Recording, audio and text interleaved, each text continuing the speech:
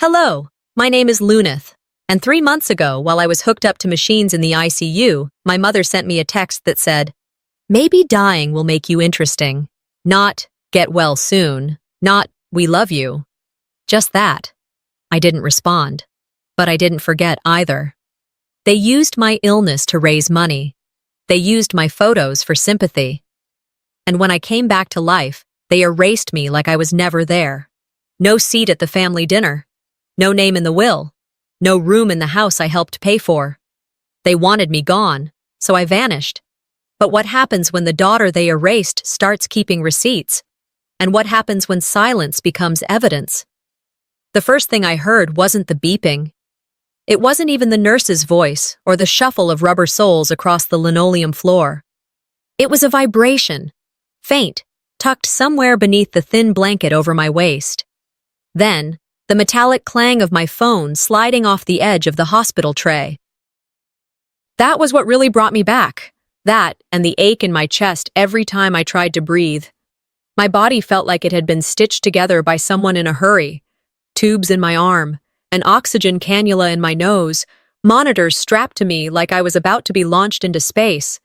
Everything smelled like bleach and plastic. The light filtering through the small window was gray and cold, snowflakes melting against the pane before they even got a chance to stick. And then, the screen lit up. It wasn't a, "How are you?" or "We're on our way." No. It was a text from my mother. "Maybe dying will make you interesting." I blinked, read it again. There was no typo, no autocorrect mistake, no follow-up JK, or even a damn emoji, just 7 words. Clean, precise, delivered at 6:41 a.m. I stared at it so long the monitor started to beep irregularly. A nurse hurried over. I don't even remember what she said, just the tone. Calm, practiced. Like she was trained to deal with patients in shock. But she had no idea the worst trauma in the room wasn't the infection in my lungs or the sepsis ravaging my bloodstream. It was that message, that woman, my mother, the kind of person who doesn't send flowers or call when her daughter is in intensive care. She sends punchlines. I laid there, lips dry and cracked, trying to make sense of the cold reality I'd woken up to, again. This wasn't new, just louder.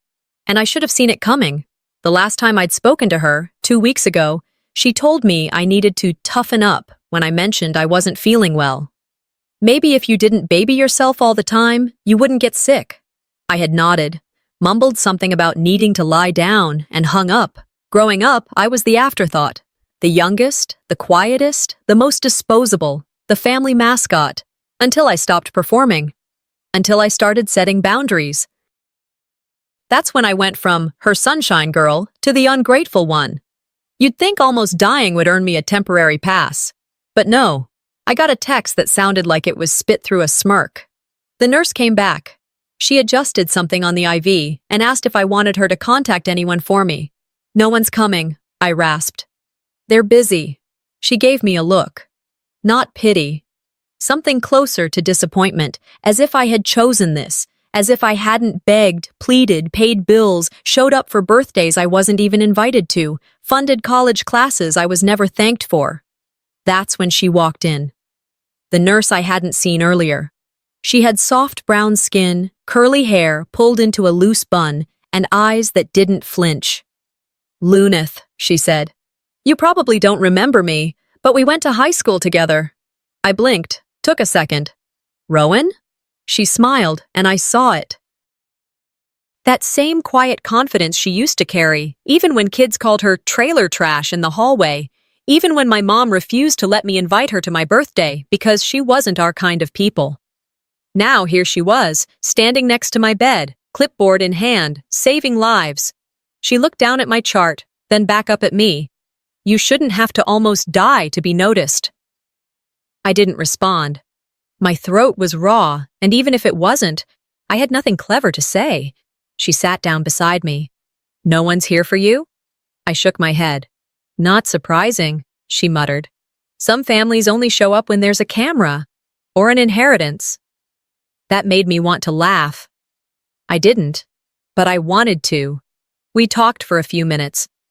Light stuff. She changed my IV bag, checked my vitals. Before she left, she gave my hand a soft squeeze. "You've got 72 hours max," she said. "After that, they'll send you home." "Home," I repeated. "Wherever that is," she added, not unkindly. When she left, I stared at the phone again. The message still sat there, glowing like a cursed artifact. "Maybe dying will make you interesting." I couldn't cry. I was too tired, too dried out, but something inside me cracked open. Not like a vase shattering, but more like a fault line. Silent, dangerous. I deleted the message. Then, I opened the Notes app and typed it out. "Maybe dying will make you interesting." I stared at it, rewrote it on paper, ripped that paper, wrote it again. It became a mantra, a siren song, a war cry. "You want me interesting? You want me loud? Fine." I laid back, watched snow spiral outside the window, and let a different kind of clarity settle in. For the first time in years, I wasn't trying to prove anything. Not trying to win anyone over, not trying to earn the spot they never meant to give me. This time, I was planning. Rowan checked in again that night.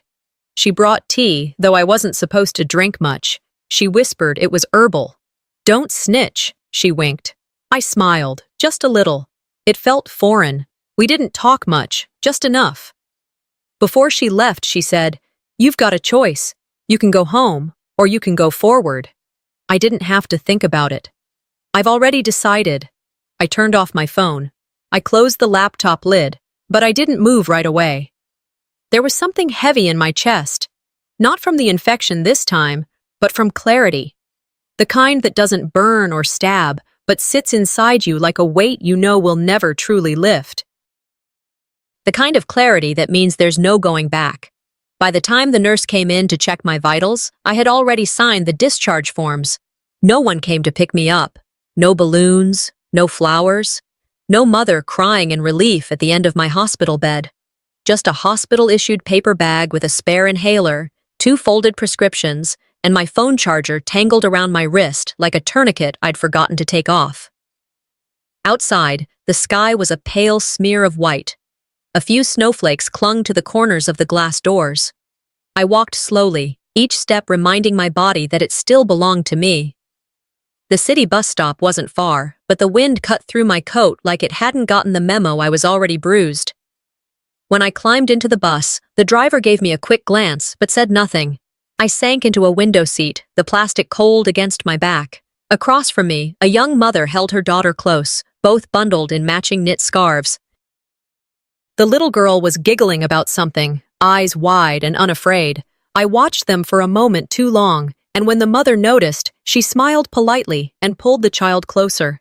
I turned away, pressed my forehead against the fogged window, whispered to myself, "I survived death, but I still have no one waiting." Back at my apartment, the mailbox was stuffed. Flyers, bills, and one envelope from an old clinic I hadn't visited in over a year. I tossed everything on the kitchen table and made a beeline for the kettle. I needed warmth, something steady. While the water boiled, I tore open the envelope with the clinic logo. Just a routine notice, I thought, but the letter inside wasn't routine. "Dear Ms. Whitman, this letter is to confirm that your coverage under the Family Health Policy, sponsored by Valora Whitman, was terminated effective January 12th of last year." I stared at the words, read them again. Terminated. Last year. It didn't make sense. Or maybe it did, and I just hadn't wanted to see it. My hands trembled as I pulled open my laptop again. I searched my email, scrolled through financial statements. Nothing. No warning. No call. No, "Just a heads up, sweetie, we took you off the plan." Instead, I found a transaction dated 3 months after my removal. My mother had added Dorian to the policy, my brother, the one who hadn't held a job longer than 6 months in the past decade. The same brother who accidentally overdrafted their joint account so often that I eventually paid their rent directly to the landlord. My breath hitched. I sat down hard, letting the paper fall to the floor. Flashback. Sophomore year of college. I picked up a second part-time job at a coffee shop to help cover the family's health premiums.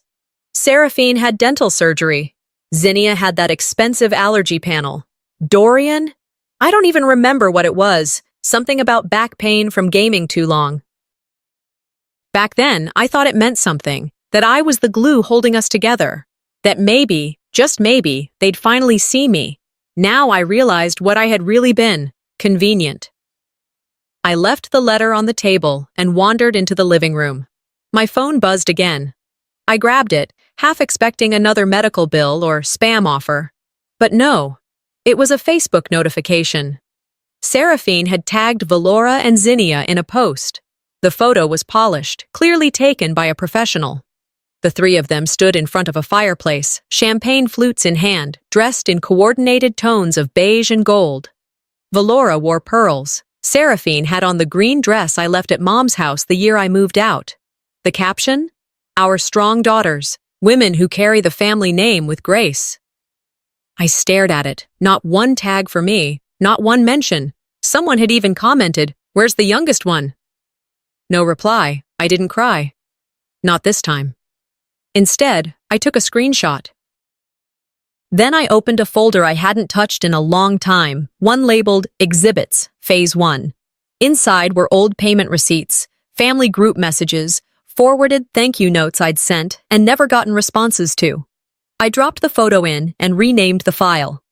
Photo S3 Fam without me. Then I opened a spreadsheet and started typing. Rent, paid 2 months for Mom when Dad left tuition, covered $1,200 for Zinnia's photography course. Medical, $3,500 premiums over 4 years. Dorian's birthday trip, $600. Seraphine's engagement cake, $250. The list grew, and with each line, something strange happened. I didn't feel sad. I felt clean. If I'm not your daughter, I whispered to no one, maybe I was just your wallet. I didn't post a clapback. I didn't comment under the photo. That wasn't my style anymore. Instead, I pulled open my email account, went into my settings, and deleted the signature block that read Luneth Whitman. I was done carrying a name that erased me. That night, I lit one candle. Not for ceremony, just light. Then I opened a new journal. On the first page I wrote, "You don't have to be seen to be real, but I'll make them see anyway." The next page was blank. Waiting. I flipped my laptop back open. The cursor blinked on the search bar. I typed in 4 words. Pro bono family lawyer. I stared at Valora's text like it was some twisted RSVP card from a past life. Family dinner. Sunday. No excuses. The tone wasn't inviting. It was a summons, a veiled threat wrapped in something that looked like love, if you squinted hard enough. It was already Friday afternoon, and my apartment was still half a mess from everything I'd pulled out the night before. Files, receipts, half-written notes to myself on legal pads. I had opened that laptop looking for legal resources, but all it really did was open up something inside me I hadn't let out in years. I was still sitting at the kitchen table when my mind started wandering. The spreadsheet was open on my screen, and somehow I had found myself back in the folder labeled Exhibits, Phase 1. And there it was, Seraphine's graduate ceremony photos. 3 years ago, I'd helped her fill out her application for the accelerated master's program. When she got accepted, she called me sobbing. And when the tuition bills came in, she told me, "You know how Mom is about women needing their own money? If she helps, she'll hold it over me forever." I understood. I covered 18 months of tuition, $19,800 to be exact. I remember every damn cent because I put off fixing the brakes on my car for months to afford it. I flew out to her ceremony in Seattle, took photos, sat next to our mother in a pew where I felt like a borrowed coat. There, but not fitting. Then came the moment, the speech.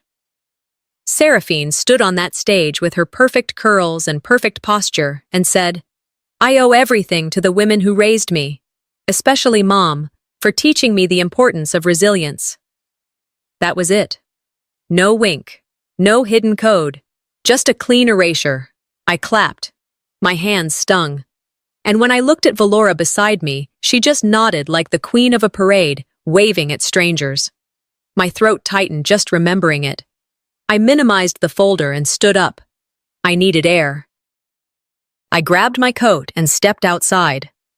Portland's air was damp, laced with the scent of rain on pavement. The clouds hovered low, like they were deciding whether to pour or just sulk. The sidewalk cafe across the street was quiet. I ordered coffee to go and waited, checking my phone out of habit. Nothing new, just that damn text still sitting there, unread. "We expect you there." Like my presence was expected, not desired. Like I was a role, not a person. By the time I got back to my apartment, a second wave of memory had already started washing over me. Dorian's wedding, that circus. It had been 2 summers ago. I paid for the venue because Valora forgot to put down the deposit, and the caterer almost backed out until I wired the balance. DJ, too. I even helped Seraphine pick out Dorian's cake because he couldn't decide between red velvet and carrot. At the reception, Zinnia stood up, clinking her glass with a spoon, smiling at the crowd. "Let's raise a toast," she said, "to the people who made today possible. Mom, for keeping us grounded, and Seraphine for organizing everything down to the last flower."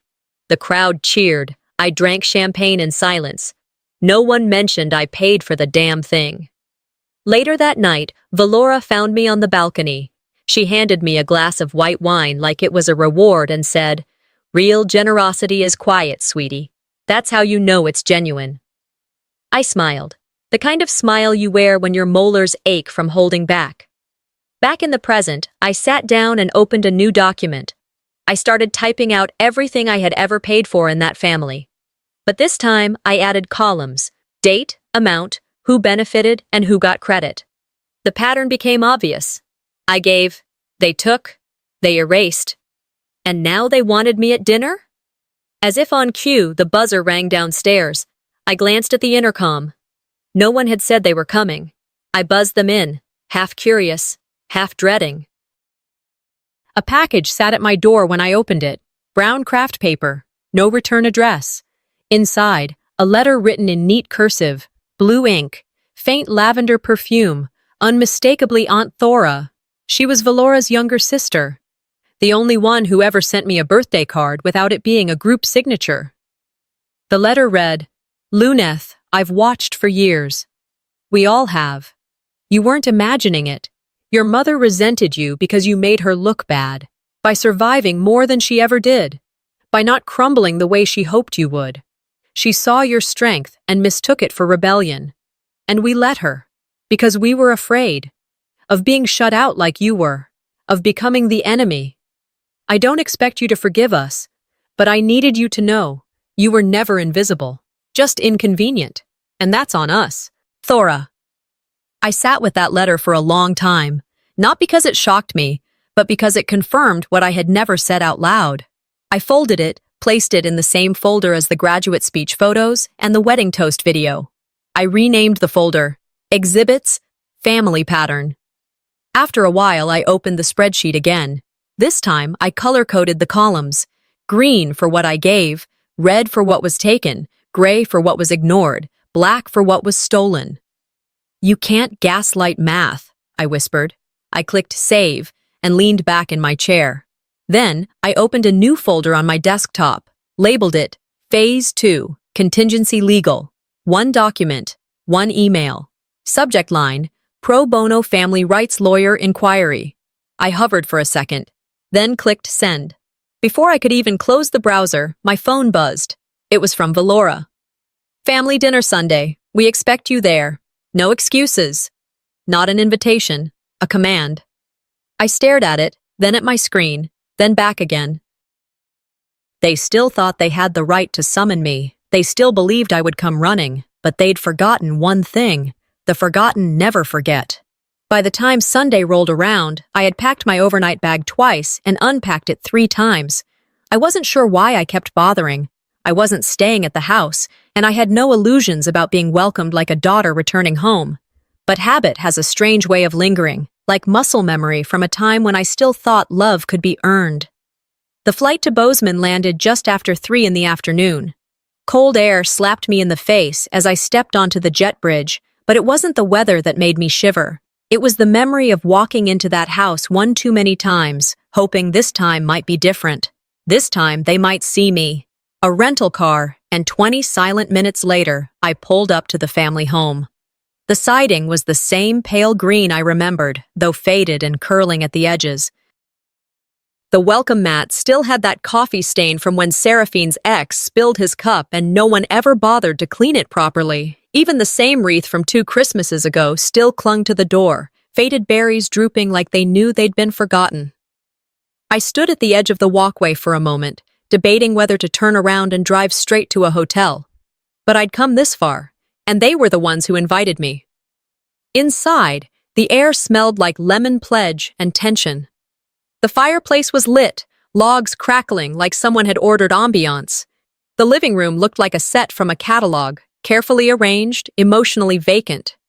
On the mantel hung a new family photo. Seraphine, Zinnia, and Dorian smiled back at me, posed in coordinated outfits. No me, not even a hint that there used to be a fourth. My stomach turned. "Lunith," Seraphine called from the dining room, her voice light, too rehearsed. "There you are." She approached with a glass of white wine, her heels tapping over the hardwood like punctuation. "Glad you could make it." I took the glass, not because I wanted it, but because rejecting it would spark a conversation I didn't have the energy for. Dorian mumbled something that resembled a greeting without making eye contact. Zinnia offered a side hug and a quick, "Love that coat," like I was a guest she didn't expect to stay long. Valora entered last. She looked me over the same way someone checks fruit at the grocery store, polite, clinical, disinterested. "You look tired," she said. "Still in that little tech job?" I didn't answer right away. "It's a cybersecurity firm, not that little anymore." She smiled with her mouth only. "Well, at least it's something." Dinner was served like a performance. Roast chicken, sweet potatoes, salad no one touched. Conversation stayed polite, skimming the surface like a pond no one dared to disturb. And then Valora stood, clearing her throat like she was about to deliver a eulogy. "I have something for everyone," she said, lifting a stack of ivory envelopes from the credenza. "Just some paperwork for clarity, estate stuff, no big deal." She passed them around like party favors. One by one, the siblings opened theirs, expressions neutral. I waited until mine was in my hands before sliding my thumb under the flap. Nothing. No pages, no bullet points, no clauses or signatures, just air. I looked up. Valora met my gaze. "You left us," she said, voice even. We had to move on. The air in the room shifted, just slightly, like everyone exhaled at the same time, but tried to pretend they didn't. "I'm not even listed?" I asked. "You made your choices," she replied. "Actions have consequences." Seraphine sipped her wine. Zinnia adjusted her napkin. Dorian stared at the salt shaker like it held all the answers. "You erased me," I said, louder than I intended. Valora's voice dropped an octave as she stepped closer. "I gave birth to you. I own you." And that's when something inside me broke free. "Then you shouldn't have tried so hard to delete me," I snapped. "If you're so proud of creating me, why do you work so hard pretending I don't exist?" The room went silent. Even the fireplace crackled quieter, like it knew better than to interrupt. Seraphine's smile faltered. Zinnia blinked too fast. Dorian finally looked up. "This is why Mom had to do what she did," Seraphine muttered, just loud enough for everyone to hear. Zinnia nodded, like she was auditioning for a role she didn't even want. Valora didn't flinch. "Take what you want from your room before we lock it for good." I stood there, fists clenched, every part of me screaming to say more, to fight, to list every birthday I paid for, every hospital bill I covered, every silence I endured. But I didn't. I walked to the front door, then paused. "I already took what mattered," I said quietly. "Myself." I stepped outside into the cold. The wind was sharper now, biting at my cheeks, but I didn't feel it. In the driveway, I pulled out my phone and typed a message to Blair. "We move forward." They made it official. The minute I stepped back into my apartment in Portland, the silence hit different. It wasn't the kind that comforts you after a long trip. It was the kind that confirms what you already know. There's nothing waiting for you. I dropped my overnight bag by the front door and walked straight to the kitchen, shoes still on, jacket half zipped. I poured a glass of water, but didn't drink it. My phone was still in my hand. I sat at the kitchen counter and opened the Blair text again, the one I had typed on the driveway. We move forward. They made it official. I didn't expect a reply that night. Lawyers don't text back at midnight on a Sunday, but I needed to say it, document it. For myself, if no one else. Morning came too quickly. Light filtered through the blinds like an unwanted guest. I hadn't slept much. Instead, I'd stayed up piecing together fragments of everything that had just happened. My erasure from the will, Valora's smug expression, Seraphine's superiority like she was playing hostess on cable TV. By 8 a.m., I was seated at my desk, coffee in hand, the laptop glowing. I opened the folder I'd created last week. Phase 2, Counteraction. Spreadsheets, screenshots, legal resource bookmarks. There was no roadmap for reclaiming the pieces of your identity after your own family tries to wipe them out, but I figured this was close enough. I clicked on the template for financial abuse documentation and began pulling numbers from old statements. As I worked, I turned on the voice recorder on my phone and began speaking, mostly to keep myself grounded. If it comes to court, I said aloud, I'll need memory proof. Emotion's unreliable. Memory isn't. It felt strange at first, talking to a machine, but over the next 2 hours, I slipped into a rhythm. Voice memos, data logs, even time-stamped screenshots of old Venmo transfers. I labeled everything. I wasn't just fighting back, I was organizing. Around 11, I took a break to stretch and check my phone. There was a notification from Instagram. Someone had tagged me in a photo. That was unusual. I didn't keep that account active. Curious, I opened it. It was a post from a Napa-based wedding planner. The image was polished and pretentious. Seraphine and Melis, my ex, standing in front of a vineyard, hands intertwined, with engaged written in calligraphy overlaid across the sky. I blinked at the screen. There he was, smiling in that same suit I once helped him pick out for a job interview he never got. The caption beneath it made my stomach turn. Thanks to Mom for the perfect match. There it was. Not just betrayal, not just erasure, this was orchestration. Melis had once told me my mother gave him the creeps, said she stared at him like he was some replacement for a thing she never got to control. I should have known. I should have trusted that discomfort. I didn't cry. I didn't even feel rage. Not right away. I felt disgust, cold and deep. I closed the app and went back to my laptop. I created a new folder inside Phase 2. Labeled it Reputation Exploitation, Internal Family Collusion. Inside, I started dragging in files, photos, messages, timelines. The way Valora had gone from cold to manipulative when Melis started pulling away from me. The forced Thanksgiving invites, the time she'd pulled me aside and said, I always thought he was a better fit for Seraphine. You're too serious for him. At the time, I thought she was being bitter. Now, I saw it clearly. She was being strategic. I spent the afternoon setting up recording apps on my phone. Any call, outgoing or incoming, would now be automatically archived. I didn't have many conversations these days, but when I did, they were rarely innocent. I also backed up every financial record I could find. Wire transfers, PayPal receipts, monthly allowances I'd sent when Seraphine couldn't make rent, and Dorian's car got towed for the 3rd time in 1 year. Everything went into separate folders. Property theft, character defamation, pattern of financial exploitation, no drama, just receipts. By dusk, I sat on the couch and opened the group family chat.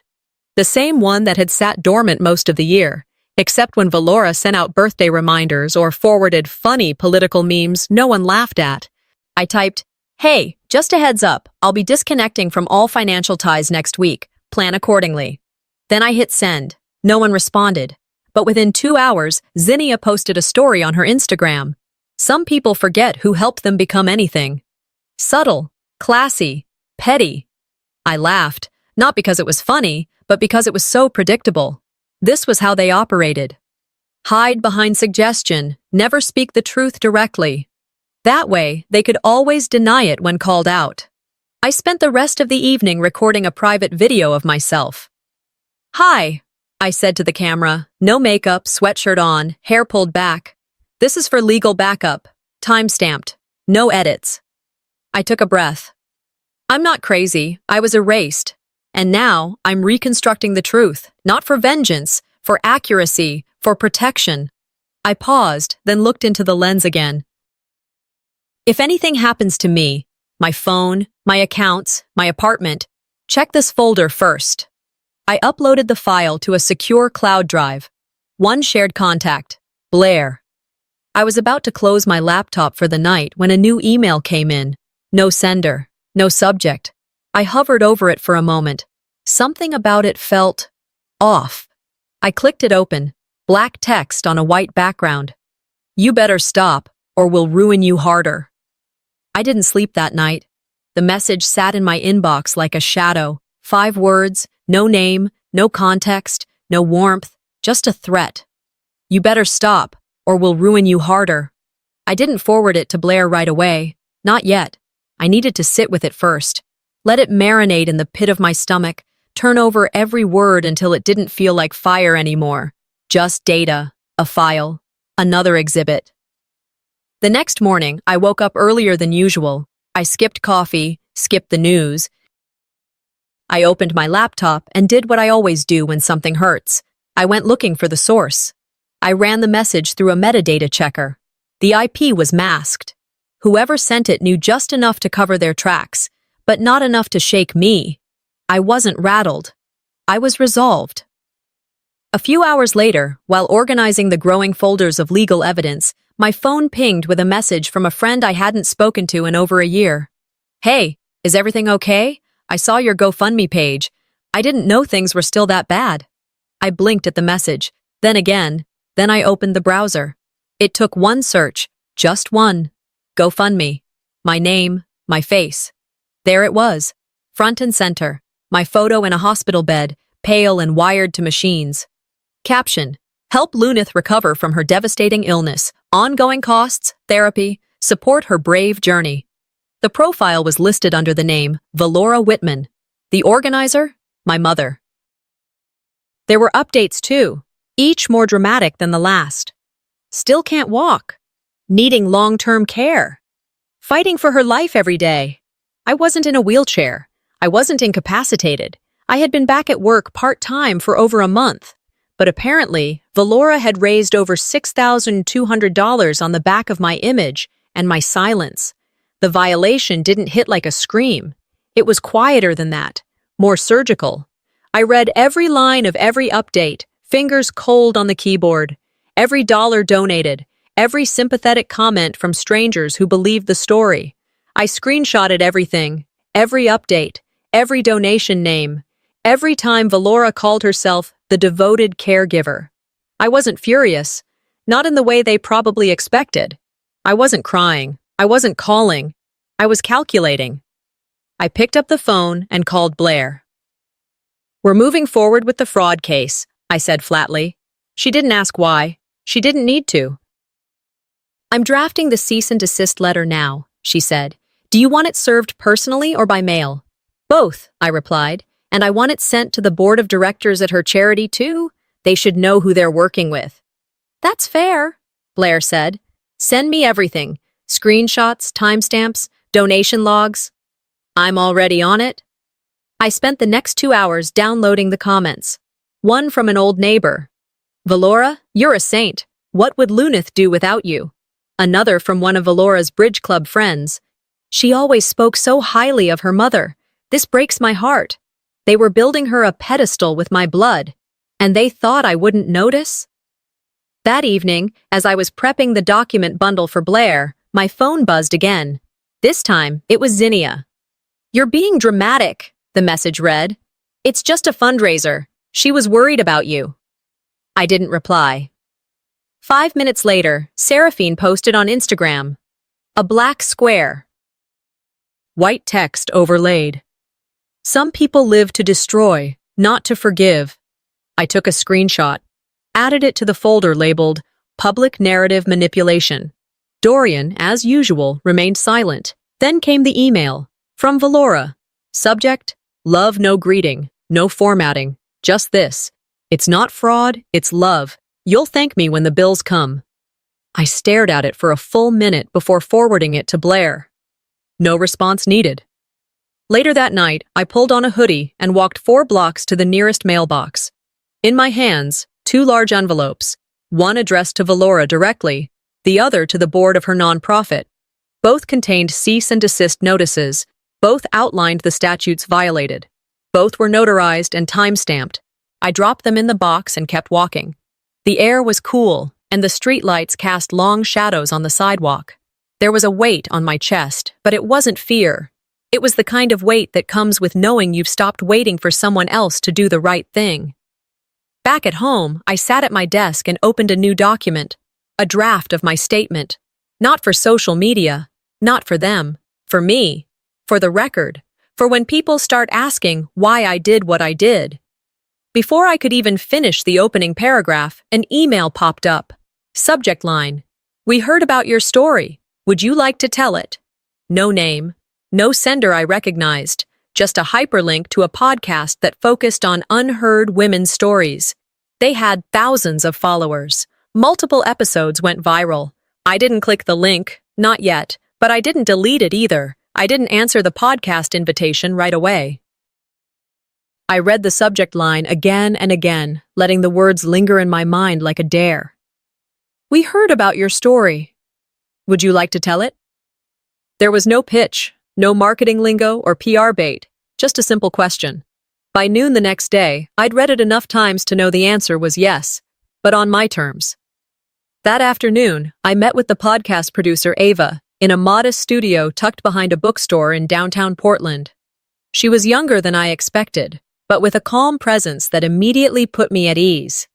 There were no camera crews, no stylists, no makeup artists, just 2 mics, a glass table, and a quiet room. I don't want to name names, I told her, and I won't scream into the mic. She nodded. That's not what we're here for. I'll bring documents, I added. Receipts, photos, you can use my voice, not my face. Ava smiled. That's exactly what makes this story matter. The following day, we recorded. I didn't start with the ICU. I started with the math. Over $80,000, I said, in the last 10 years, paid directly to family members, on their behalf, or for their needs. I recited the figures like a report: tuition, medical, mortgage payments. I wasn't listed on, groceries I never ate, car repairs, wedding deposits, no drama, no shaking voice, just facts. I wasn't the forgotten daughter, I continued. I was the useful one, until I stopped being useful. Ava sat quietly across from me, letting me tell the story uninterrupted. Her eyes didn't widen at the worst parts. She didn't flinch when I recounted the time my mother stood on stage and used a picture of me, tubes in my arms, to raise money for a charity that never saw a cent of it. I showed her the fake GoFundMe, the messages from people who donated, thinking they were helping me, the captions Valora had written about my bravery, the word resilient, used like a marketing slogan. The interview lasted an hour. I ended with a line I'd written in my notes the night before. When people erase you, the best revenge is showing up documented. Ava nodded, then whispered, That might be our episode title. As I walked out of the studio into the early spring drizzle, I felt lighter, not vindicated, just aligned, like all the scattered parts of me were slowly starting to form a shape again. But the peace didn't last long. 1 week later, I was cooking dinner when my phone buzzed with a new audio message. It was from my mother. I didn't press play right away. I stared at the waveform on the screen, thumb hovering, mind hesitant. Eventually, curiosity won. Her voice filled the room, slightly muffled. She's gone too far, Valora said, clearly speaking to someone else. Let's be honest. If she had died, it would have saved us all trouble. No lawsuits, no shame. She laughed. I paused the recording. My hands didn't shake. My jaw didn't clench. I just stood there, frozen in a silence so sharp it might have cut through bone. Then I hit play again. If she had died, I played it 3 times, not for pain, for clarity, for evidence. And then I saved it to the archive. Blair and I met the next day. I walked into her office with the voice file, a printed transcript, and a determination I hadn't felt since the hospital. We sat across from each other. She didn't smile. She just nodded and opened the folder I slid to her. "This is it," I said. "We file everything." She reviewed the materials in silence. "You're not doing this just for yourself, are you?" she asked softly. "No," I replied. "I'm doing it for the next daughter who gets told she's ungrateful for surviving." We submitted the complaint that afternoon. The charges were straightforward: identity fraud, unauthorized use of medical imagery, emotional harassment. Attached were the audio file, financial records, and a detailed timeline with over 50 pages of supporting documents. Within 3 days, we got confirmation. The filing was accepted. A formal court date would be scheduled. I didn't post about it. Didn't tell anyone outside of Blair and Rowan. Instead, I watched the fallout unfold on its own. Zinnia wiped her Instagram of every family photo within 24 hours of the podcast airing. Seraphine sent me a direct message that read, "Mom didn't mean it like that. Please don't take this public." Too late. Valora tried to apply pressure through her charity's board. Rumors circulated that she made phone calls, told them I was mentally unstable, tried to convince them not to believe the story. It backfired. Someone from the board leaked the podcast episode to a local paper. Within 2 days, the headline read, "Mother exploits daughter's illness for public sympathy and profit." Donations to her nonprofit dried up almost overnight, but I didn't celebrate. I kept working, kept cataloging. And on a rainy Thursday evening, I walked alone through the city, headphones in, listening to my own voice tell my story. It was strange, hearing myself that way, calm, steady, controlled. "When they erased me," I said in the recording, "I didn't vanish. I reorganized." I stopped walking and stood at a crosswalk near a florist, watching couples shuffle by with groceries and umbrellas. "They built a legacy of silence," I whispered. "I built a case of truth." As I crossed the street, my phone buzzed. One notification. "Valora Whitman has been served." The folded note was still in my hand when I stepped onto the courthouse steps. I hadn't intended to bring it. It was something I wrote in the middle of the night, barely thinking, just scribbling like I used to when I was a teenager and didn't feel heard. But here it was, soft from the pressure of my fingers, creased where my thumb kept folding and unfolding it. I'd tucked it into my coat pocket, just in case I needed a reminder of who I was and what this moment meant. Blair met me at the entrance, files in one hand, phone in the other. She glanced up and gave a short nod. She looked like the kind of woman who carried truth like a blade. I hoped some of that had rubbed off on me by now. Inside, the courthouse was already buzzing. A few reporters lingered near the hallway, one holding up a phone as I passed. I kept my head straight. My name was out there now, not because I wanted it to be, but because staying invisible was never a choice. They'd made that decision for me a long time ago. When we entered the courtroom, I saw them sitting together, Seraphine and Zinnia, matching pastel suits, tight smiles.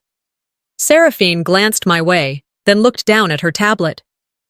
Zinnia offered a quick, rehearsed smile that didn't reach her eyes. Dorian wasn't there. No surprise. He never showed up when accountability was on the table. Valora came in last, sunglasses still on, even though the room was lit by cheap overhead fluorescents. Her lawyer walked beside her, a man in his 60s who looked like he'd rather be golfing. She sat without acknowledging anyone. Blair leaned in. "Remember, they taught you silence. You're teaching them consequence." I nodded. My throat felt tight, but not from nerves. It was the pressure of something finally giving way. Like a dam breaking, not with a roar, but with quiet, steady certainty. The judge entered. Everyone stood. The case number was read. My name echoed through the courtroom in a way it never had at home. And then Blair stood and began. She was surgical, precise. She walked the court through every document, Financial records, screenshots, donor receipts from the fake GoFundMe, timestamps from manipulated images. Then came the audio. She pressed play, and Valora's voice filled the courtroom. If she had died, it would have saved us all trouble. No lawsuits, no shame. The silence afterward wasn't awkward, it was weighted. Seraphine shifted in her seat. Zinnia blinked rapidly, her perfectly applied mascara suddenly less composed. Valora didn't move, not a blink, not a twitch. Just that practiced stillness of someone who believed they could outlast the truth. But the truth wasn't waiting anymore. It was standing, in heels. With backup. The judge didn't need long. After reviewing the exhibits, he looked toward the bench with measured calm. "Miss Whitman," he said, addressing Valora, "this court finds sufficient cause for civil misconduct, including identity fraud and defamation of character through digital exploitation." Valora's attorney started to object, but the judge raised a hand. "You had your chance. You failed to respond to discovery requests. That tells me more than your objection." Then came the motions. Blair filed for an emergency freeze on all family assets. The house. The accounts tied to Valora's name.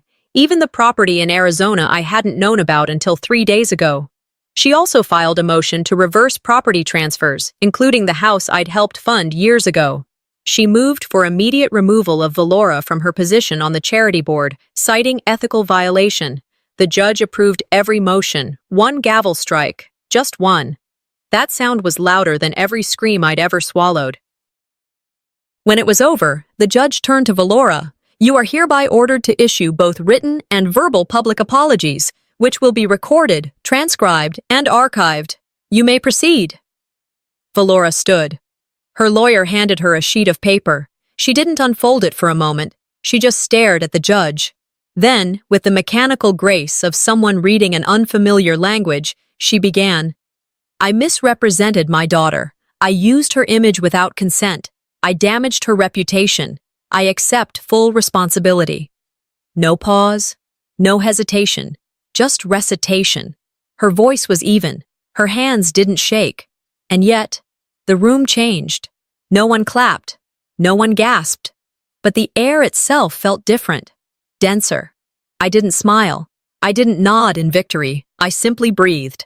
The judge offered a final word of caution, reminded all parties of their responsibilities moving forward, then dismissed us. Outside the courthouse, the reporters were waiting. Flashbulbs, microphones, too many questions. One asked, "Will you be reconciling with your mother?"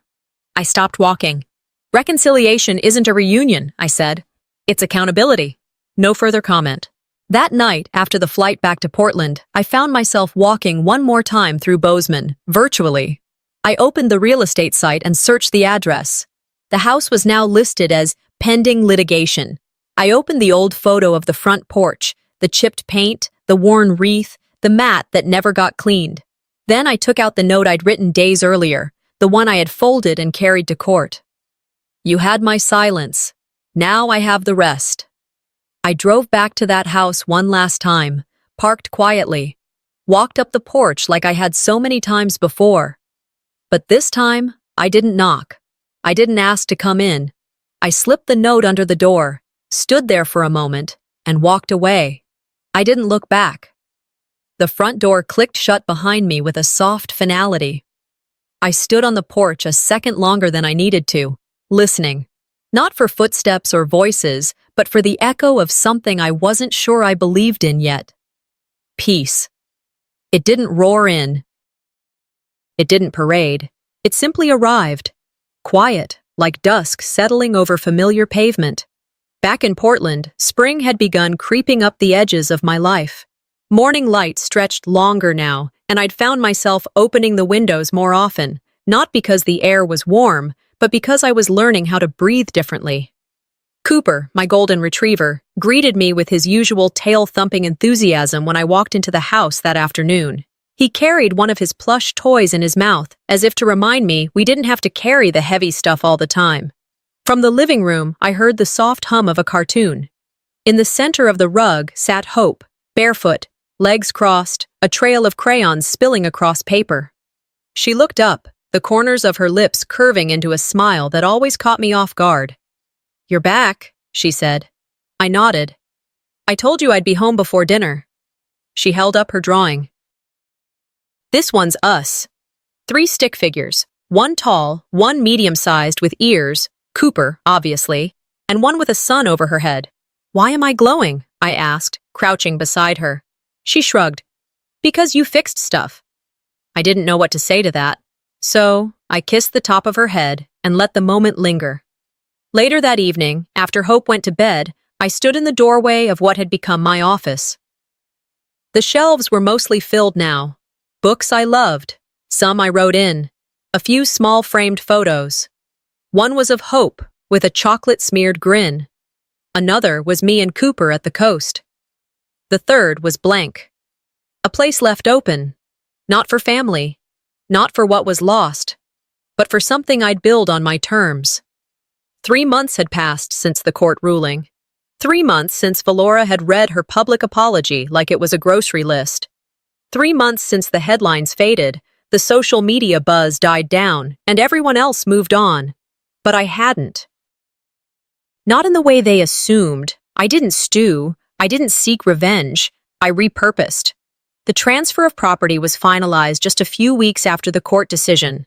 The Bozeman house, my childhood home, the place that held more shadows than memories, was now mine.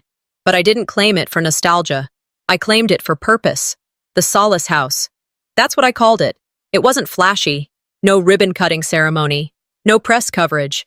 Just a new sign out front, fresh paint over the door, and a mission clear as glass.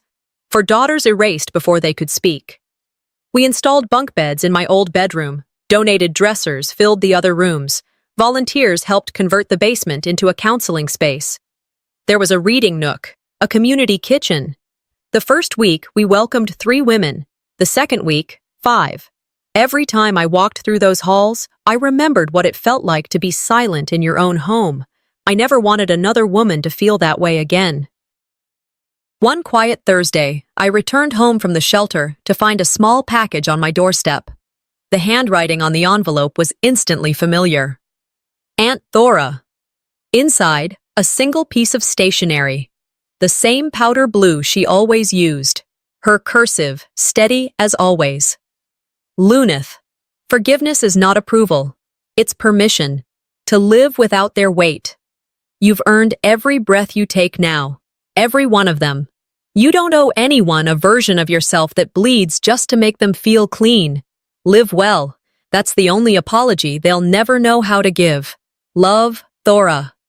I sat with that letter for a long time. I didn't cry. I didn't need to. Some things deserve quiet, not silence, but stillness.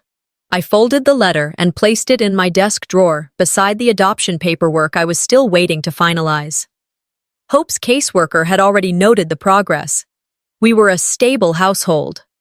Words I never thought would apply to anything with my name on it. That night, after Hope was tucked in and Cooper had curled himself at the foot of the couch, I opened my laptop.